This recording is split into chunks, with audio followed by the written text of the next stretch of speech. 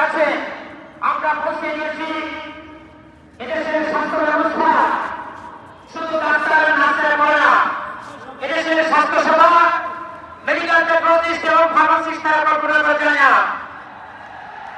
আপনারা সবাই জানেন করোনার সময় বিশ্বব্যাপী যেখানে লক্ষ লক্ষ লোক মারা গিয়েছে সেখানে আমাদের মেডিকেল টেকনোলজিস্ট এবং ফার্মাসিস্টরাই রোগীর পরীক্ষা নিরীক্ষা এবং রোগীদের ঔষধ সরবরাহ করেছে।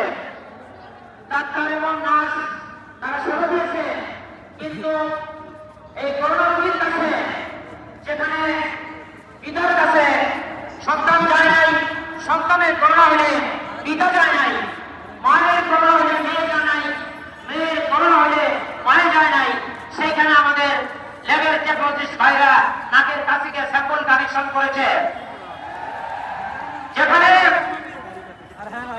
এক্সরে করার জন্য, সিটি স্ক্যান করার জন্য বাপ মা ভাই বোন কাছে থাকে নাই, সেখানে জীবনের ঝুঁকি নিয়ে আমাদের এই টেকনোলজিটা তাদের পরীক্ষা নিরীক্ষা করেছে। যেখানে কেউ আসে নাই সেখানে এই ফার্মাসিস্ট ভাই বোনেরা টেকনাফ থেকে তেতুলিয়া, পাকশি থেকে পাথুরিয়া আমাদের 18 কোটি মানুষকে বিনামূল্যে ঔষধ সরবরাহ করেছে। কিন্তু অতীব দুঃখের বিষয়, কুচক্রী মহল এবং আমাদের চির দুশ্মন যারা তারা আমাদেরকে নন মেডিকেলে ঘোষণা করেছে, যেটা শুধু ষড়যন্ত্র নাই, এটা আমাদেরকে কলঙ্কিত করেছে। আমরা স্বাস্থ্য সেক্টরের ঝুঁকি নিয়ে হাই রিস্ক এরিয়াতে আমরা সেবা দেই, অথচ আমরা নাকি নন মেডিকেল পাচ্ছ, আমরা কি এটাকে বিশ্বাস